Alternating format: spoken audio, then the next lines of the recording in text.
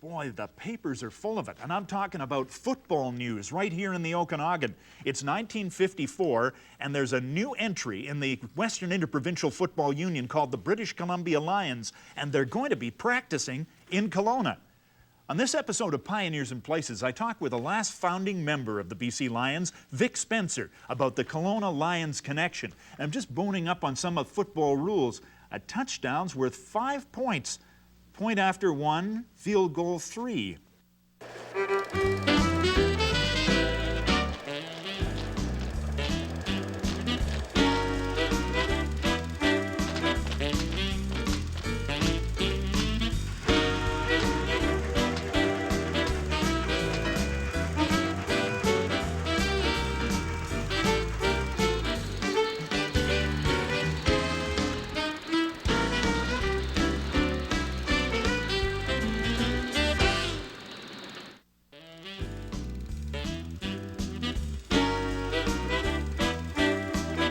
Welcome to Pioneers in Places. Mike Roberts with my guest for tonight, Vic Spencer. Vic, of course, well known from the Antique and Wooden Boat Show. You're a founder of that, Victor. But what we're here to talk about today is the founding of the British Columbia Lions Football Club in Vancouver. 1950, let's start there. What's the nature of football in Canada? How many teams are there? There's 8. 8 teams. Yeah, 4 in the east, 4 in the west. There was a big 4 in the east, Ottawa, Hamilton, Toronto, and Montreal. Montreal. And in the west, there was Winnipeg, Regina, Calgary, and Edmonton. What did they call the ones in the west? Western Interprovincial Football Union, WIFU for short. 1951, British Columbia wants to get football, professional football, being played here. What's the reaction? How were you involved in that movement? Well, we started sitting around in there was some legalized bars, you'd call them, in Vancouver in those days. There was about 4 of them, and the Arctic Club was one of them. And Kenny Stauffer was the owner, along with Mitten, Bob Mitten, and we used to meet there and talk over drinks and coffee in the morning, sometimes 4 of us or 5 of us, and talk about football in the old days in Vancouver and football on the prairies, and what we could do to get involved. And we finally decided the best way to do it would be to call a meeting and see what interest was shown. How much interest was shown then? Well, we called a meeting, first of all, for the province sports department, but 125 people showed up, so we had to move down the street to the Union Hall to hold our first meeting. What was the outcome of that first meeting? Well, there was 4 of us that were elected to proceed and see about getting a franchise for Vancouver and British Columbia. You took the power of those first 124 people and did what with it? Who did you have to apply to get a franchise in the Western Interprovincial Football Union? Well, the Western Interprovincial Football Union held meetings both in spring and fall, and we turned up at the next spring's meeting. And Johnny Davidson and I, of course, paying our own way, showed up at the meeting that were always held in Regina. At the, I think it was the Athabasca Club, that the WIF meetings were held. Yeah. And we said that, I think Dr. Beatty Martin was in the chair from Regina, and he just plain and simple said, BC is here, but we don't want them, and please come back next year with certain conditions that they laid out then, and we were asked to leave after coming all that way. We weren't allowed to sit into the meeting even. What conditions did they put on you? They said that we had to have a stadium that would hold 10,000 or more, and sell 6,000, I think it was, season tickets. Were you able to accomplish what they asked you the next year? Well, we went back and with this nucleus of 125 people that were interested, we started selling tickets, memberships actually. We started selling $20 memberships into the BC Lions organization. And there was the plans for the British Empire Games, of course, that were coming up in 1954, and plans for a stadium. And with that in mind, we, and the interest that was beginning to be shown, we went back the next year, as they had said that we could do if we met these conditions. So we, Johnny and I went back, Johnny Davidson and I went back again, and this time we took a third party, Orville Burke, with us. Did three of you have any greater success? No, we didn't have any. We No. Like we you got were kicked almost out. discarded out of hand? We got kicked out again. We were first on the agenda and first out the door. They said the bond, we had a bond drawn up of $25,000 that I can remember. It was drawn up by Don McLaws of Calgary, who was a lawyer, and Don is still with us, because we thought that a Vancouver firm would be probably prejudiced or biased, so we got a Calgary law firm to draw up the bond. They said the bond was illegal. Charlie Wills and Johnny Davidson, I know Don McKenzie and myself, were all on that bond for $5,000 or so. But anyway, we had the $25,000 bond, and they said it was illegal, and they asked us to leave the meeting. We were first on the agenda again and first out the door again. So not only did you have the bond down, but you had also told them there's a big stadium being built for the. We had the plans. We had the plans of the stadium. But they still said no. They still said they didn't. And the reason still the same. It would be an unbalanced league, and nobody wants to travel across the mountains. And well, it was the extra traveling, and Winnipeg were adamant that we be kept out. But we needed 75%, and Calgary and Edmonton, of course, were for us, and Winnipeg and Regina were against, and out the door we were. That math was never going to work. But you come back in '53, and we had everything. You had everything. What was the result of that meeting? Well, Calgary Edmonton voted yes. We finally got Regina into voting with us. And the difference was, of course, the chair was rotated. And Mo Lieberman from Edmonton was the chair of the meeting instead of a man from Regina or Winnipeg. And with the 75%, Ralph Meisner, I'll never forget Ralph Meisner and Carl Slocum from Winnipeg voting no. Even though you had the money, you had the club, you had the arena, the stadium, you had everything. Yes, and Winnipeg voted no, and Mo Lieberman said, "Gentlemen, they are already in the league. We would like this for the minute book to read unanimous." So Winnipeg, Ralph Meisner and Carl Slocum stood up and said Winnipeg abstains then. Oh, the bitterness.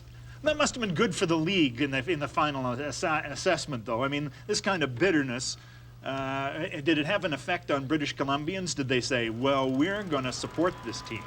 Oh, BC was very, very supportive, and they, of course, the first people that supported the Canadian football in BC, of course, were those transplanted prairiettes that were used to seeing football on the weekend.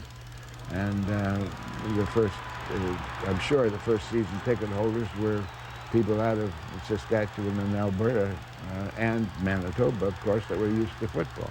So you've got a team at this time, but no players yet. We're going to take a break here and come back in just a second and find out how a team gets players when there's no entry draft. We'll do that right after this break.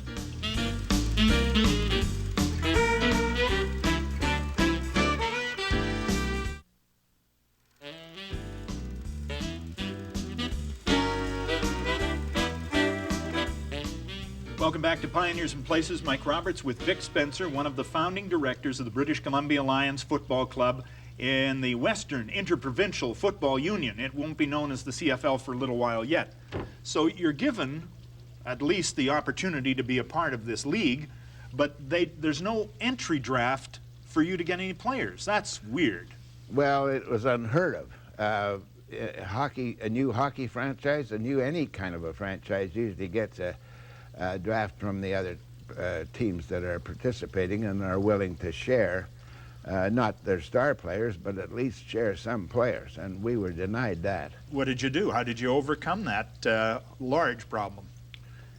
Well, we knew we were going to be allowed 12 Americans, 12 imports as they were classed as in those days. Well, how do you get 12 Americans? Pick the ones that you want and then go and offer them a contract. And that's exactly what we did. There were some already pros that were proven pros, some that were out of college that were standouts in their particular university that we wanted to fill a position. Mind you, we had 12 Americans, but we have 12 positions to fill in the Canadian game, and so we had to pick our men for the job. But you encountered problems just as soon as you tried to get players out of the States. What happened? You went down to California to try and get some players there. Well, I went to the Los Angeles Rams. Mind you, there was only 8 teams in the NFL in those days, so they had plenty of ball players. The president or the owner of the Los Angeles Rams, and I forget his name at this particular time, but he took me to lunch at the Beverly Hills Club, and I said, I'm down here to get 12 Americans to fill our positions in Canada for the BC Lions.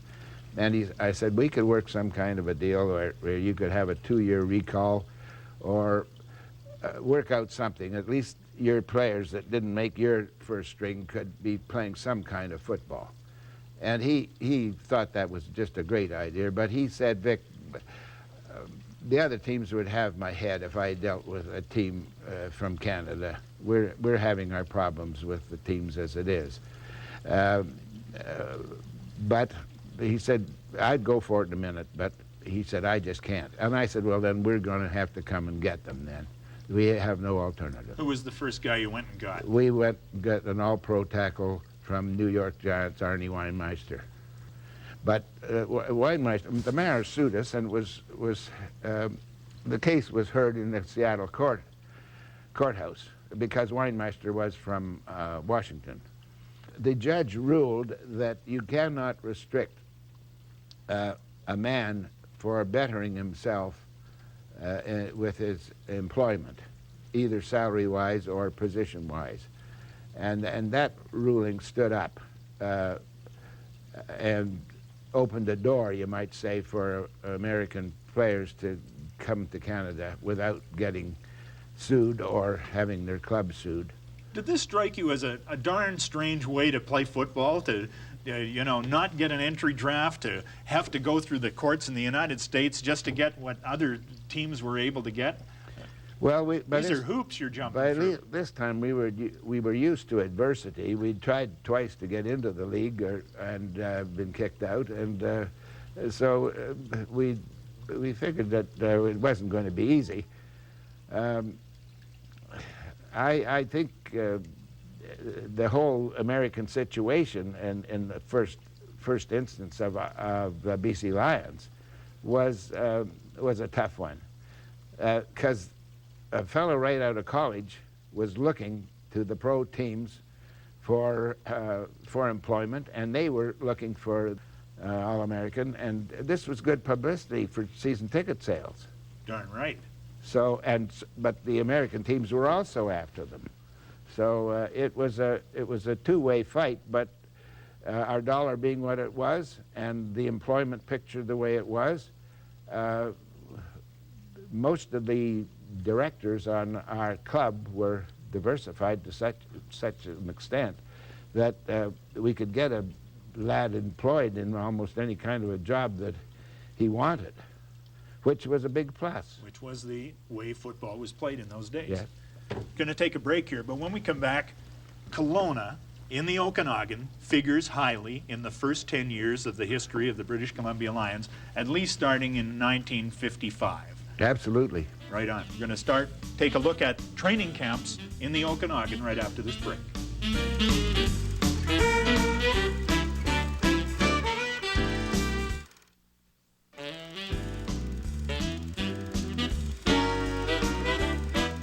Welcome back to Pioneers and Places. Mike Roberts with Vic Spencer, and we're just walking down memory lane here, Victor. These are the Kelowna Courier newspapers for July the 7th, 1955, and I haven't seen so much black ink for the Lions since, what, 1963? Look at this. Lions invade city Saturday for 2-week training camp. Lions are going to be at the Sportsman's Banquet. This is big news for the Okanagan. How did the Lions come to even consider Kelowna for their training camp? Well, the first year we trained at UBC, and as you know, football players are liable to get a little wild in a big city or be pretty hard to control. I know I was one of them. Confession time. But we decided we'd like to get to a smaller city and also the warmer climate. And I think the warmer climate for the training camp to get people into, football playing shape was the big selling feature. And of course, the Kelowna Council and were most receptive to the idea when we approached them and made it attractive for a new team like the Lions to come to the city. 70 players come up on that July 7th day, and it strikes me that Kelowna had not seen this kind of thing before. Lions will arrive this week, and they actually start talking about new rules. I mean, they're trying to explain the CFL rules to people. How did you get the community and the Lions together in this? Well, Stuke was, again, the salesman in him came out, and he took every opportunity to speak at luncheons and any any way they could get a group of people together to go over the rules of Canadian football.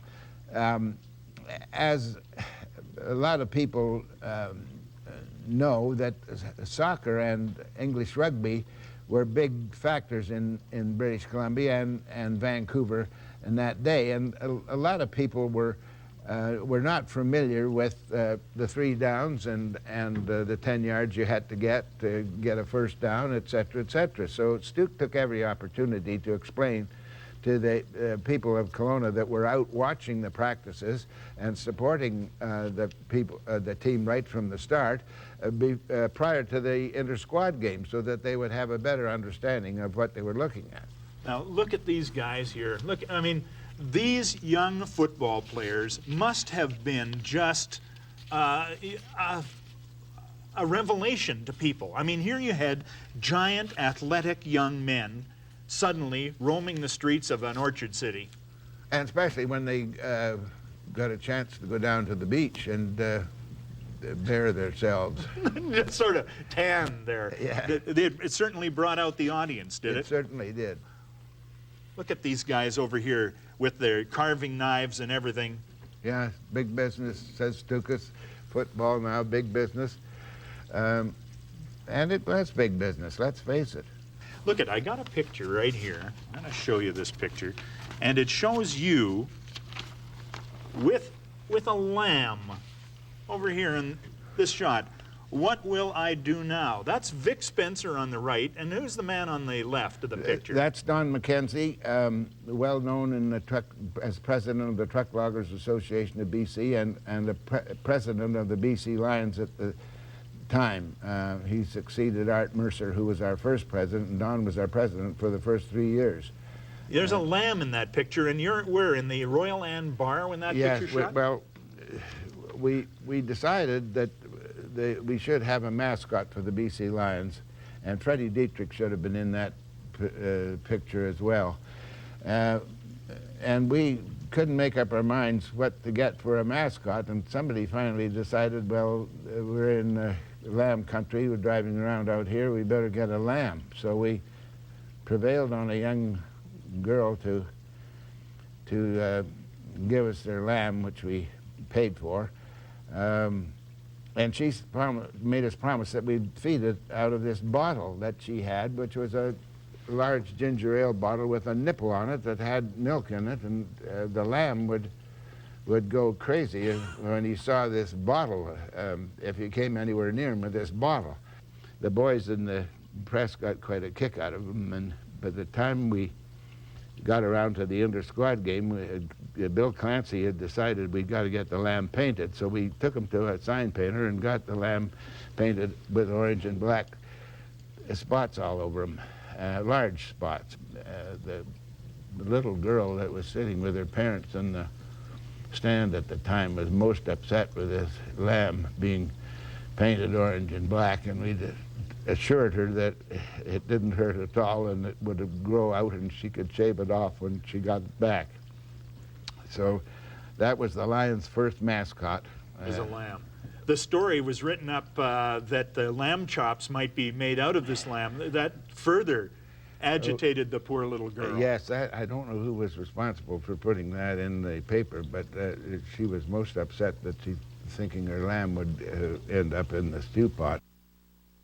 Well, in an editorial after you guys left, the sports editorialist said what great ambassadors these BC Lions players were, how willing they were to participate in the local events, how friendly they were, how they added life and enthusiasm to various things. I mean, today we look at professional athletes as sort of prima donnas who are spoiled, but these guys loved the place, and there was a real relationship between the players and the town. The players got out and mingled with the people on the beaches and wherever they were allowed to go. Now, when I say allowed to go, you had to put a rein on some of these fellas because they'd get their noses wet if they had a chance, and the coaches were fully aware of that. And they were there to get in shape, not to get out of shape. So 1955 is the beginning of what turned out to be about a 10-year relationship with the city of Kelowna. Yes, we came back year after year, and we were always treated so well. And as I said, the hot weather to get the people, the players, perspiring and losing that extra weight that they'd managed to pack on during the off season was a big factor. The hot weather and the way that the team was received by the citizens of this city. Victor Spencer, founding director of the British Columbia Lions Football Club, and one of these days I'm going to get him here to tell us the story of Spencer Stores and his work in the 1948 flood on the Fraser. We'll see you next time on Pioneers and Places.